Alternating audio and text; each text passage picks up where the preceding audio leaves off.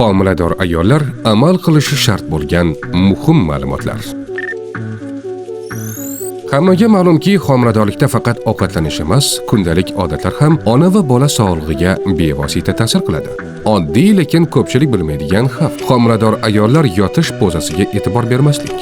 Yuqoriga qarab yotish 2 va 3 trimestrda pastki kavak vena siqilishi mumkin. Bu umurtqa, ichak va diafragmaga qo'shimcha stress keltiradi. Natijada bel og'rig'i, oshqozon va ichak faoliyatining buzilishi, nafas olishda qiyinchilik va gemoroid xavfi oshadi.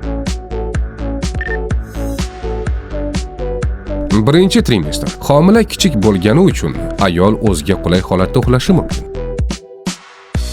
Ikkinchi trimestr. Chap yon holat tavsiya etiladi. Vaqt-vaqti bilan o'ng tomonga ham burilib turish mumkin.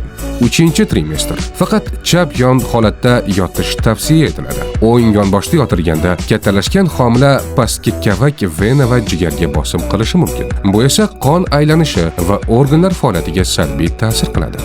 Qo'shimcha maslahat: chap yon holatda tizzalarini biroz egib, oyog'ingiz ostiga yostiq qo'yish qulaylikni oshiradi. Ko'p vaqt bir holatda yotmaslik, pozitsiyani o'zgartirib turish tavsiya etiladi. Tibbiyot 103 rasmiy kanalimizga obuna bo'ling.